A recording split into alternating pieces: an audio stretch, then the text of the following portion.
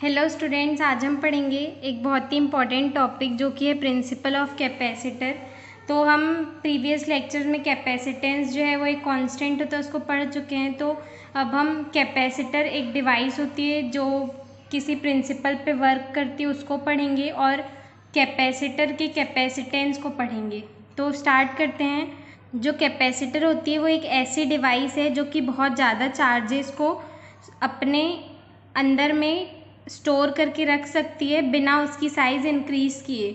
मतलब कि एक ऐसी चीज़ जो कि बिना शेप चेंज किए कितना ही चार्ज स्टोर कर सकती है, उसकी भी एक लिमिट होती है, पर वो बहुत ज़्यादा चार्ज स्टोर कर सकता है, ऐसा हम बोल सकते हैं। और अगर इसको दूसरे वर्ड्स में बोला जाए तो एक ऐसी डिवाइस है जो कि इलेक्ट्रिकल एनर्जी को स्टोर करके रखती है। चार्जेस मतलब कि इलेक्ट्रिकल एनर्जी भी बोल सकते हैं हम। तो चार्जेस को स्टोर करती है या इलेक्ट्रिकल एनर्जी को स्टोर करके रखती है। तो कैपेसिटर जो है वो एक ऐसी डिवाइस है जो कि चार्जेस को स्टोर करके रखती है। तो जो किसी भी कंडक्टर का कैपेसिटेंस होता है वो इंक्रीज़ हो जाता है। कब इंक्रीज़ हो जाता है?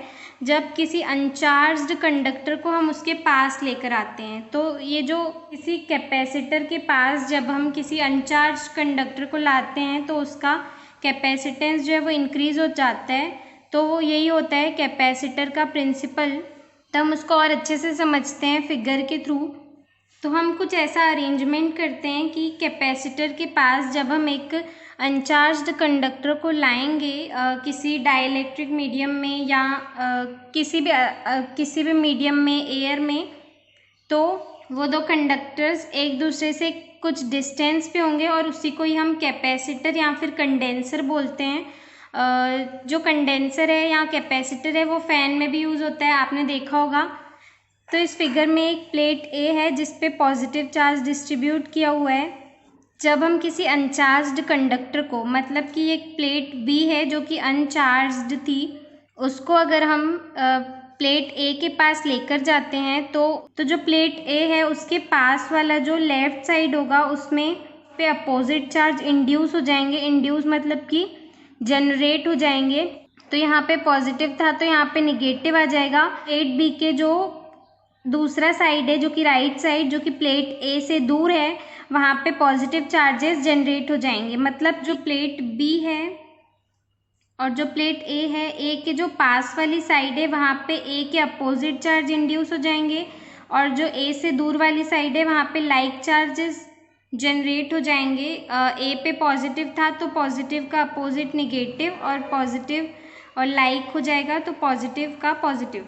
तो जो ये चार्जेस जनरेट हुए हैं प्लेट ए की वजह से प्लेट बी पे, तो ये जो निगेटिव चार्ज है वो इस प्लेट ए का पोटेंशियल कम करने की कोशिश करेगा और ये जो पॉजिटिव चार्ज है वो इस प्लेट ए के पोटेंशियल को इंक्रीज़ करने की कोशिश करेगा। हम यहाँ पे पोटेंशियल से डील इसलिए कर रहे हैं क्योंकि यहाँ पे फॉर्मूला है C=Q/V। तो जब भी पोटेंशियल कम होगा तो कैपेसिटेंस बढ़ेगा, इसलिए हमें पोटेंशियल जो है वो कम चाहिए क्योंकि हमें कैपेसिटेंस को बढ़ाना है। हमें उस कैपेसिटर की कैपेसिटी को बढ़ाना है कि वो ज़्यादा चार्जेस स्टोर कर सके। तो जो निगेटिव चार्ज आया था प्लेट बी पे वो ज़्यादा इफ़ेक्टिव होगा पॉजिटिव से, क्योंकि निगेटिव चार्ज जो है वो प्लेट ए से ज़्यादा पास में है, उनका डिस्टेंस कम है, और ये जो पॉजिटिव चार्ज है उसका डिस्टेंस प्लेट ए से ज़्यादा है। तो जो बी है वो ज़्यादा इफ़ेक्टिव होगा। इसलिए हम ये हमारी फर्स्ट कंडीशन थी, इसलिए हमें पोटेंशियल को डिक्रीज़ करना है जो कि निगेटिव चार्ज की वजह से डिक्रीज़ हो जाएगा। तो हम पॉजिटिव वाली प्लेट को अर्थिंग कर देंगे तो वो सारे चार्जेस जो हैं वो अर्थ में चले जाएंगे। तो जो पोटेंशियल हो जाएगा प्लेट ए का वो कम हो जाएगा। एक अनचार्ज्ड कंडक्टर को हमने उसके पास में लाए इसलिए। तो इस फॉर्मूले से हमें देख सकते हैं कि जो C कैपेसिटेंस है C=Q/V होता है। तो जो कैपेसिटेंस होगा कंडक्टर ए का वो इंक्रीज़ हो जाएगा बिना किसी चेंज के उसके शेप या साइज़ में।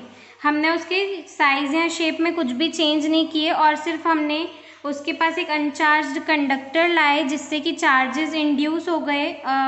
और एक साइड को हम अर्थिंग कर देंगे और एक साइड जो है वो उसका पोटेंशियल डिक्रीज़ करने की कोशिश करेगा, जिससे कि पोटेंशियल डिक्रीज़ होगा तो जो कैपेसिटेंस है वो इंक्रीज़ होगा। तो अब हमने इस प्लेट की अर्थिंग कर दी है, तो ये जो निगेटिव चार्ज है वहाँ पे सिर्फ निगेटिव चार्ज है, तो हमने इस प्लेट बी की अर्थिंग कर दी है, तो ये जो निगेटिव चार्ज है वो इस प्लेट ए का पोटेंशियल डिक्रीज़ और इफ़ेक्टिवली कर पाएगा, क्योंकि यहाँ पे उसका पोटेंशियल इंक्रीज़ करने वाले पॉजिटिव चार्ज नहीं है। तो जब पोटेंशियल डिक्रीज़ होगा तो जो कैपेसिटेंस है वो इंक्रीज़ हो जाएगा। तो जब हम इस प्लेट बी को ए के पास लेकर आएंगे तो जो उसका कैपेसिटेंस है वो इंक्रीज़ हो जाएगा, और जब हम इस प्लेट बी को इससे दूर लेकर जाएंगे तो उसका कैपेसिटेंस डिक्रीज़ हो जाएगा।